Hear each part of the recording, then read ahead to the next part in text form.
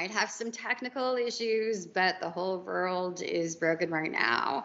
I'm here with my co-host Anne Sturzinger and our water boy, Peter Clark. Welcome everybody to Meltdown Hour. So I guess we should start the episode with maybe we should go over like a few topics. And what do you think we should talk about? Obviously, I'm in the middle of the news cycle here. I'm in Paris. The whole fucking world is here, and we're just waiting for everything to blow up. So now I can't leave my house without a QR code because half the city is back to COVID protocol. Whoa, I didn't know they were doing the COVID regime there. I just thought that they were putting a bunch of disabled people in the Olympics for like quality initiatives. Is this no. part of the same thing? Oh no, that was just the opening ceremony that everybody freaked out over because Americans take religion way more serious than the French do. But why were people posting all these pictures of like all these DEI Olympic images? Like what the conservatives, they always talk about like how they want beauty and they don't want ugliness. So why were they posting all these ugly pictures of the Olympics? Well, that's a good question. For starters, I'm not sure how anyone even saw that shit through the rain. How did they get the images of all these DEI Olympic athletes? Actually, the DEI Olympic athletes are in the Special Olympics. And okay, so was that what the pictures on the internet were of the Special Olympics, or were they the real Olympics? I realized they look like they're of the Special Olympics. Are they Olympics special? I'm confused if these were the real or the Special Olympics now. I understand how anyone could be confused trying to parse the Olympics right now. Let's begin at the beginning. Okay, but what does this have to do with like COVID? So they're like trying to create Special Olympics that conservatives are posting about claiming to want beauty while they're reenacting COVID policies? No, it's just during COVID, the French government decided that to control the movement of people, they would not let you into certain areas of the city unless you had a QR code saying, hey, I have to work at such and such a building, so I'm allowed to be in this part of the city even though there's a plague. Okay, so we went through that rigmarole few years ago. Now the Olympics starts and they decide, okay, they don't want the Parisians to actually use their city because the whole world needs their city for, some track and field shit. This is like dystopian multicultural hell. Oh, pretty much, yeah.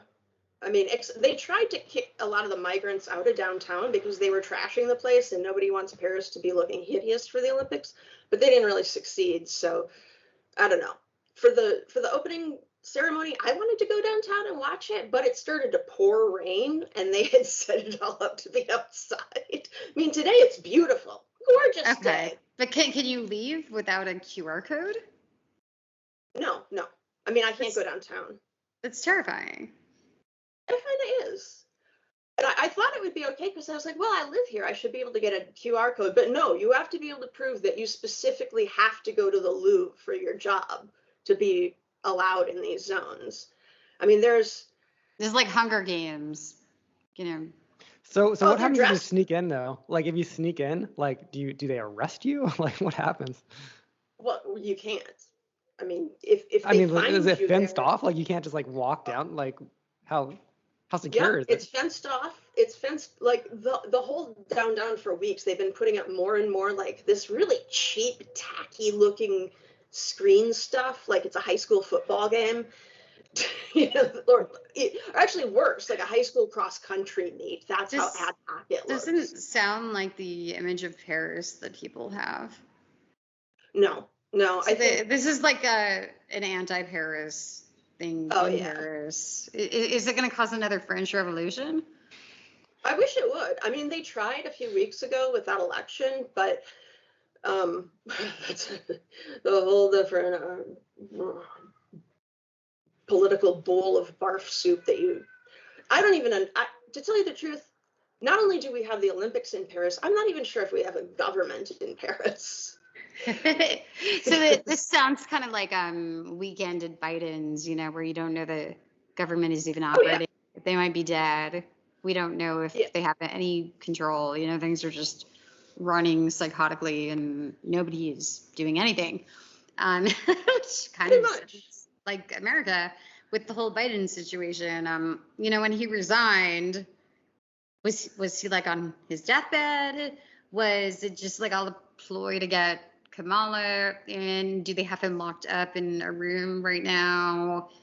The government is not. He didn't resign, which is like kind of the unfortunate thing. He just said he's not running again. So he is the president till, you know, January 6th or whatever. So we're still watching Weekend at Biden's, the filmmaker. Oh yeah.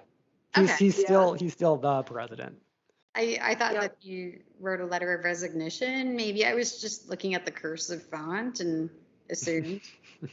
Well, I guess we finally admitted that running for office in America is more important than holding office in America. His job was never to run the country. It was just to keep Donald Trump from running the country. And while he can be propped up to like wave at heads of state and let wars start for the next 3 months, he can't do the incredibly important job of not letting that guy do this job. Like, that's his job. It's not doing the job. It's to stop that guy from doing the job. So it seems like what we have is like the Special Olympics version of House of Cards in America. So we've Never saw that show, but sure. Like wannabe Machiavellian politicians who don't even know how to wipe their own ass. No, nobody is in control. Nobody.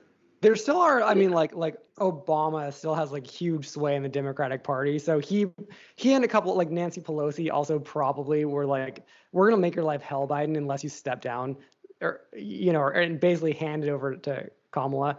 So somebody's like, quote unquote, in power. It's just like, it wasn't the president necessarily. I mean, Biden always reminded me of the Manchurian Candidate. I never thought that he was real. He always seems some kind of like zombie, like sleeper agent. So I don't know if he's like literally sleeping right now.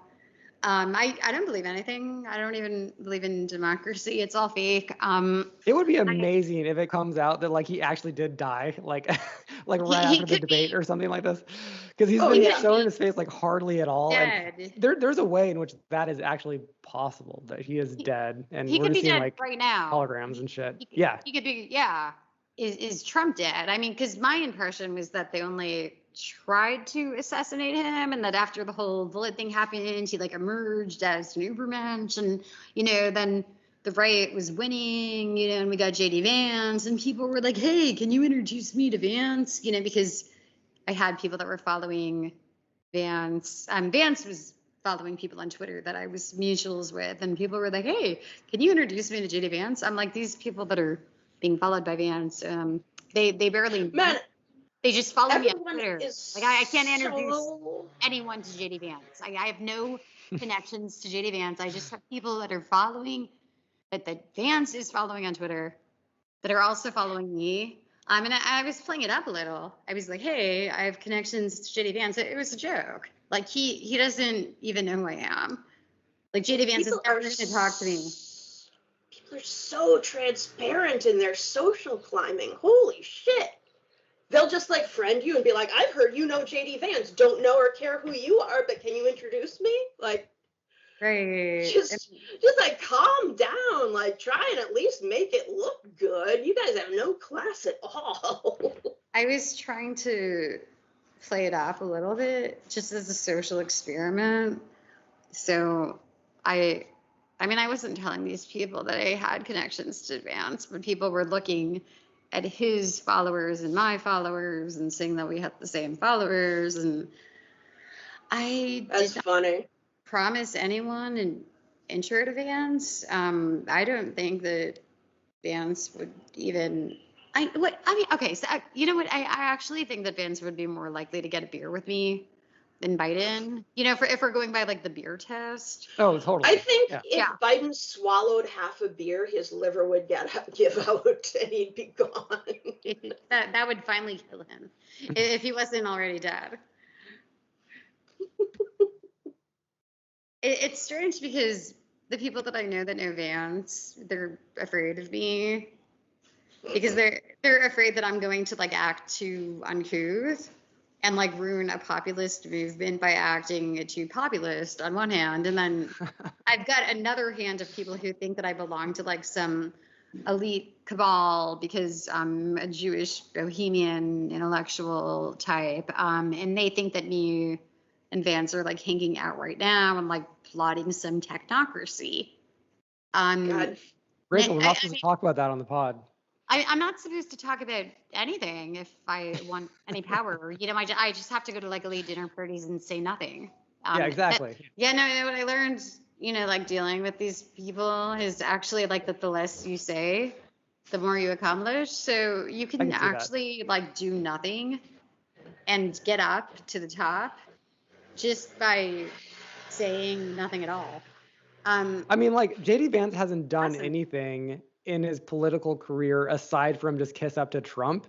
That's how he became the senator in Ohio. Was he just like got Trump's like thumbs up?